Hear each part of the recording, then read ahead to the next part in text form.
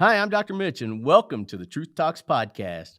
Today's episode, I have a famous celebrity person by the name of Brande Roderick. Brande, how are you? I am excellent. How you doing, Mitch? I'm doing good, actually. Everybody wants to be famous now, but you are. So I want to start at the bottom and figure out how you became Brande Roderick. Playboy Playmate of the Year, that's huge. Starsky and Hutch, Baywatch, which we all know. I even saw 90210, which self-admitted, I watched it. Then your book. I read your book. The book was excellent. I want to talk a little bit about that. And then I actually want to get to kind of where it's at now with having kids and how you go from that celebrity life to still staying celebrity life and then having kids, being a mom, all that good stuff. Celebrity Apprentice. I mean, there's a million. It's unbelievable what all you've done, and you still look like you're 25. How you do it? Oh, thank you. That's very nice of you. Yeah, it's been a long journey. I mean, it's hard to believe so many years have gone by with the blink of an eye. Definitely. We know in your book, you hustled. I mean, you had your first job at 14. I have a 17-year-old daughter, and no one wants a job anymore. So I'm anxious. I want her to hear this on this podcast. Talk to us about, that work ethic that you've had. I guess it all starts as a kid, and you see both your parents working hard and going to work, and we grew up in an era where that was important, and you go and you work hard. And at 11 years old, I wanted to. I used to would get made fun of because we would shop at Kmart, or I'd wear the same all the time or whatever. And as you're coming into that age where you're preteen, fashion starts to get kind of important. And I'm like, I don't want to wear these Kmart jeans anymore. I wanted like some dashes or something. My mom's like, well, if you want them, you got to work for it. She said, I'll pay for half, but you have to pay for the other half. So I was 11 years old. She said, we'll put an ad in the paper that you can babysit, because I used to always watch all my little cousins and stuff. And so we put it in there that I wanted $2 an hour. And I said I was 12 because that sounded so much better than 11.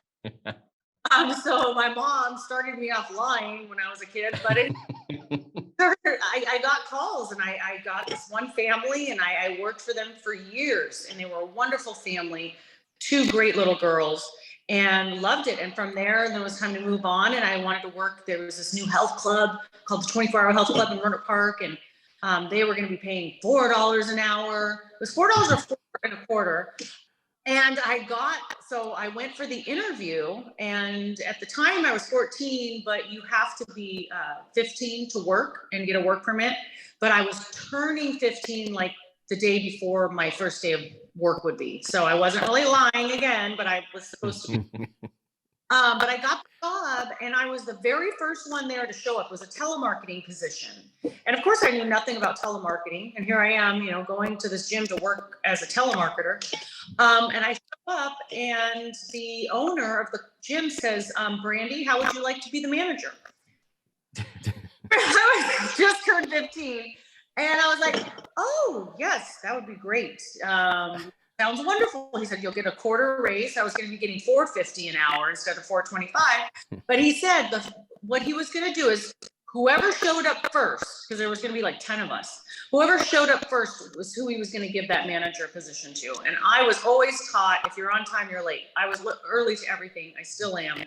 I got the manager job, and all these people are coming in. I mean, I am the manager to people as young as 15, 16, all the way up to this 90-year-old little sweet old lady. And here I am, the manager. I've never had a real job ever. But anyway, so it just kind of started, my snowball effect of getting all these jobs, and being a very young go-getter, and showing up early, and thinking outside the box, and getting out there, and going after what you want. And mine started with, I wanted a pair of Jordache jeans. And I love it because that's what I try and tell these kids now. It's like, these people who are famous and who have done all this stuff, there's always a thing where they tell you how hard they work. Like, it's the common theme. But I read that part in the book where that was really instilled into you. And that I'm sure showed up in The Apprentice, which we'll get to in just a little bit. Tell us when you first got discovered, though. That was a good story. Well, the very first time I met Hef, when I had moved to Hollywood, I had always, besides wanting to be an actress, because that's in my blood, it's my passion.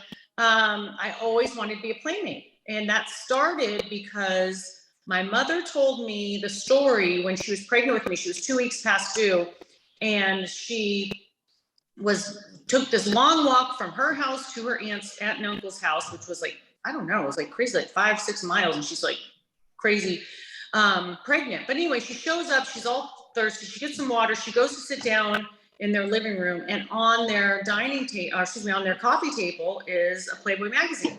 So she sits down, she just starts thumbing through it, and there's this beautiful, gorgeous blonde named Brandy with an E. And she's like, like, I want my daughter's name to be Brandy. I want to do that. My name was going to be Tony, but then, she saw this beautiful girl. And so she named me Tony. And my whole life, I knew this story, right? So, growing up, you feel like you got to live up to this, right? So I always had this story of she wanted me to look like this beautiful Brandy girl. So I'd always wanted to be a Playboy playmate. So I had met Elliot, who it was such a lovely, sweet, wonderful man who was friends with Hugh Hefner. And we had a mutual friend, and our friend knew I always wanted to be a playmate. He said, I'll invite you up. You come up to the mansion, you meet Hef, we'll go to movie night, you'll see the whole mansion. I was like, oh yeah, of course. So I went up there and I got to meet Hef, and he was married to Kimberly at the time. And I told him my story. I said, I was named after a playmate. He's like, oh my gosh, okay, well, come with me. And he took me to the library, and here we are, me and Hugh Hefner. I'm just like, oh my God, is this real? We're thumbing through all the magazines trying to find this Brandy girl who my mom, named me after, which, I mean, there's a million, not literally a million, but obviously there's tons of copies of Playboy. So Right. helping me, and we did not find it. But it was just such a sweet, wonderful moment that I got to have with Hugh Hefner and tell him my story. Anyway, so we watched the movie and left, thought I was never going to, see him again or whatever. And then fast forward, I don't even know how long, if it was a year or whatever. I went to a nightclub called Opium Den with a group of friends. And we go in, and I see Hugh Hefner in there with Heather Kozar, who was a playmate, and his friends Joel and Allison. And he was in the little VIP area, and he go, hi, Hef, it's me, Brandy. Remember me? Yeah, my mom named me after a Playboy playmate. And, he's like, oh, yes, come on in. And so I got to go in there, the VIP area. And and at that point, him and Kimberly had gotten divorced, separated, or whatnot. They'd not been together for a long time. And so I went in, and we were hanging out, and had been very, close and very good friends, ever since, until his passing. And that launched a whole bunch of stuff for you. Oh, 100%. I mean, it's so funny how things work. Even going to that nightclub, that was just like a last minute thing. We get there, they're like, oh no, we're full, you guys can't come in. And thankfully, the kid that we were with, I call him a kid because he was probably like 2 years younger than me. He pulled out a $100 bill and gave it to the doorman. He's like, okay, come on in. I mean, had that kid not given the doorman $100, and it's weird how things, work. But yes, that's the start of everything. And so thankful for so many things, for my friends that brought me there, for the guy that gave the $100, because that's what led me to meeting Hef. And I feel like so much in my life that's happened, everything's happened because I met Hef. I mean, it's a trickle effect, What if that night didn't happen? Your whole life may be completely different. Absolutely. If that bouncer would have said, no, dude, you're not bribing me. Or if the kid didn't have the $100, I mean, we would have went off to some other nightclub. Right? And it's insane. It's just insane, but you put yourself out there, right? The lucky breaks only happen to people who put themselves in a lucky situation.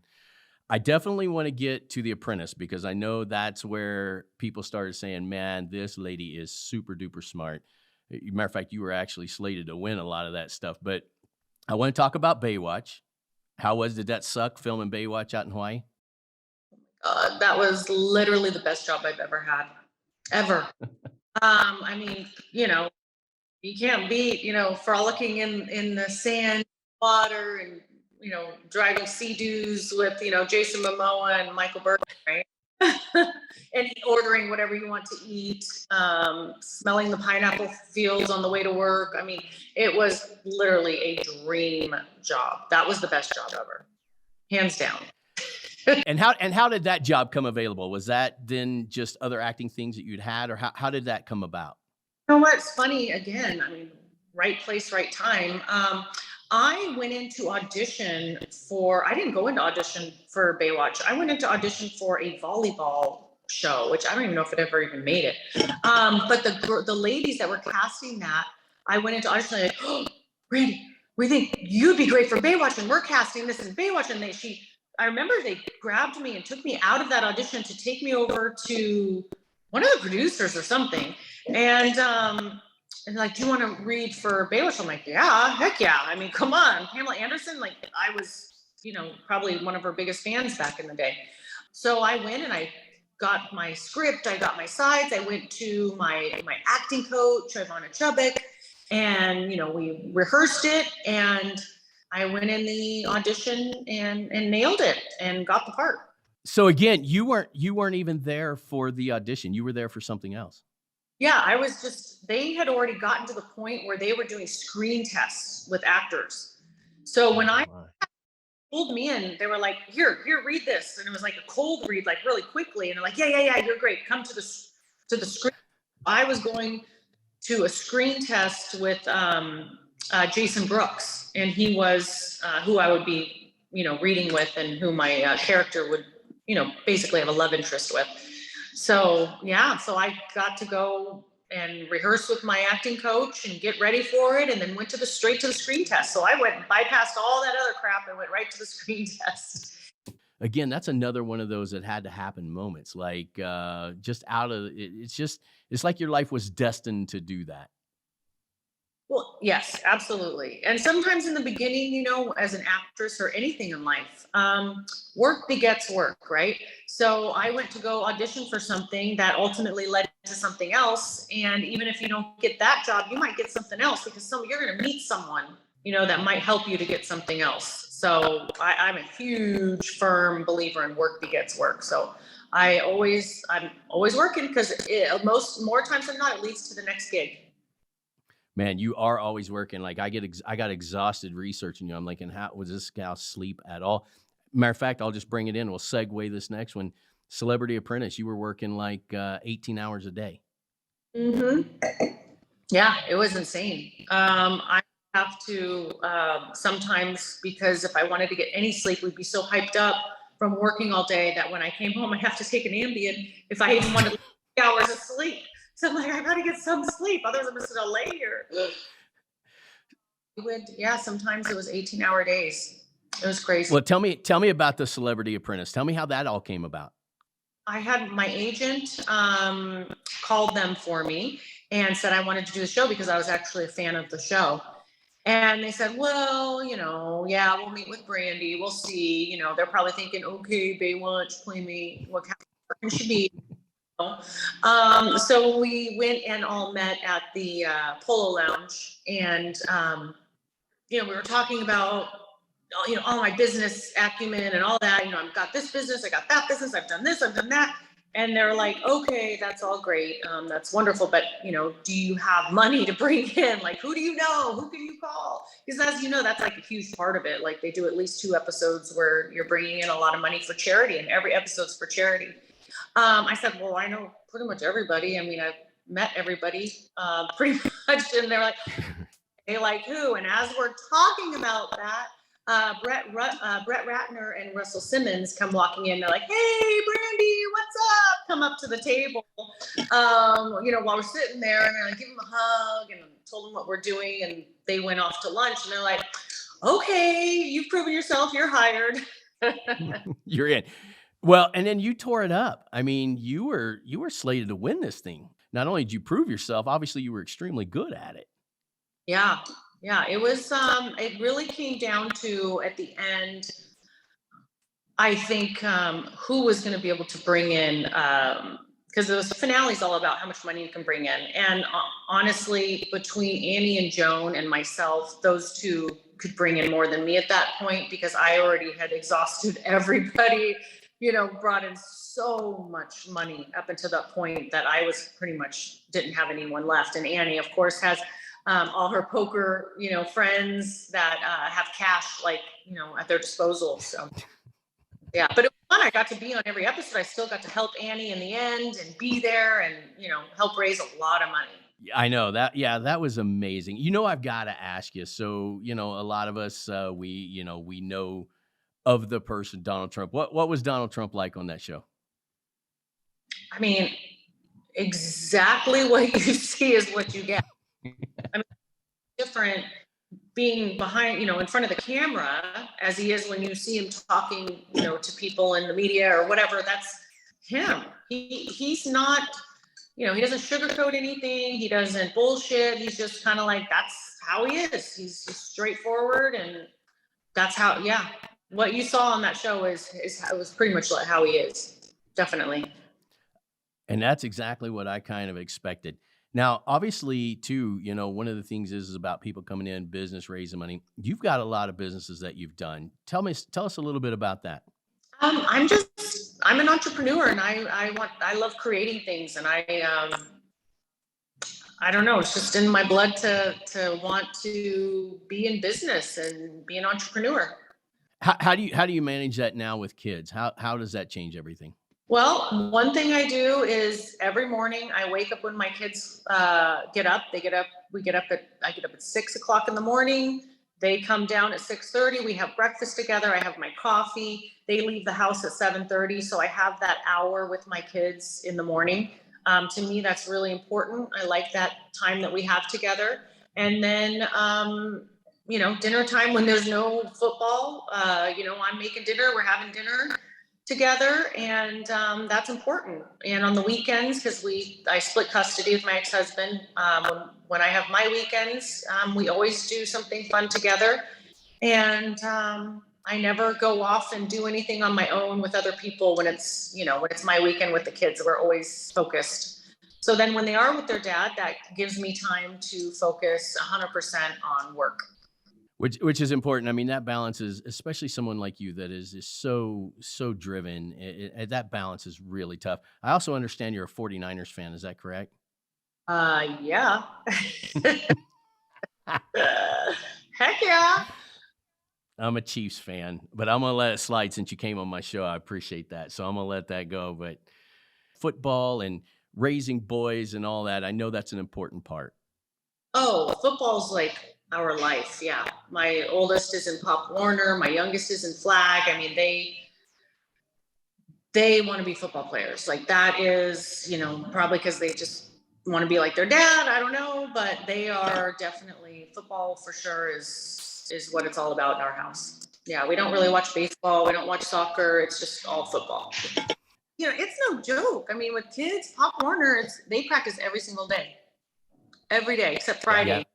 For the game. It's crazy. Yeah.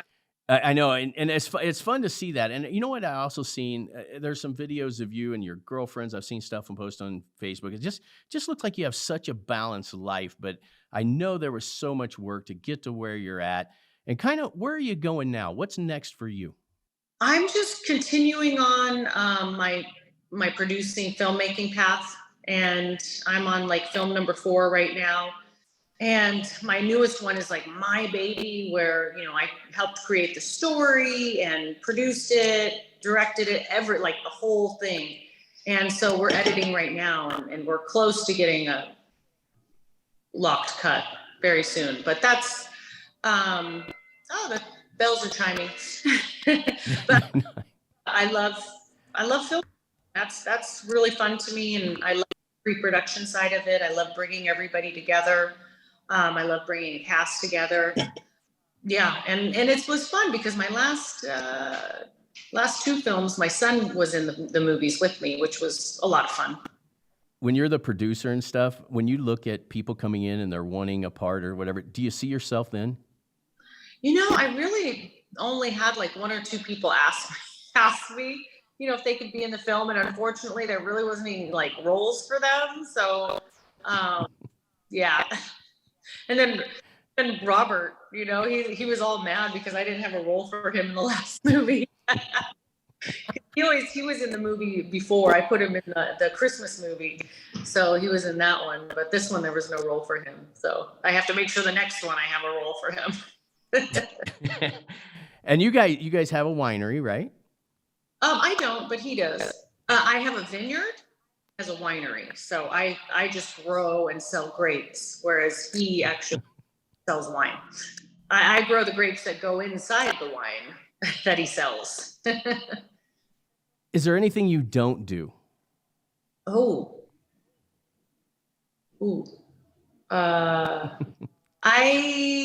don't eat lamb. I don't eat any. Oh God. Ooh, lamb is actually good. So, one of the things that I like with True Talks is when we bring a guest on, I always like to truly highlight just these accomplishments and to show that it's a real person and there's real stories involved with this. And I encourage people to not only look into everything you've done, but also grab that book and really understand what it takes to really hustle and do it. And sometimes I think when these come across, it's like, man, all these things that you've done, it seems easy, but it's not easy, is it? Was that a trick question? No. Was that supposed to be funny? No, it's definitely not easy. Nothing worth having in life is easy. I don't think. Oh, that's a great statement. No, I agree. I agree 100%. Well, I tell you what, I want to thank you for coming on this show. I want to stay in touch with you because I kind of have this feeling that if you ever were to get enough time, it would be good to write a book with that. It had to happen in your life because I know a lot of things had to happen to get to where you're at. But I definitely, from the bottom of my heart, appreciate you coming on this show. And I encourage not everyone to read the book, read about you, find out about you, because your story is absolutely amazing. Thank you. I appreciate that. And, to anyone out there that's ever really wanted to do anything, had a dream, it's not too late. I mean, I'm 48. I started picking up really getting into producing like a year ago. I mean, it's never too late to fulfill your dream, and have good wine. and have amazing wine. I actually want to do a podcast on the wine too, because that's one of the shows that we've been wanting to do, but hope you had a good time, but thank you for everything that you've been coming on here and share with us. Thank you. Bye. All right. We'll talk soon. Bye-bye.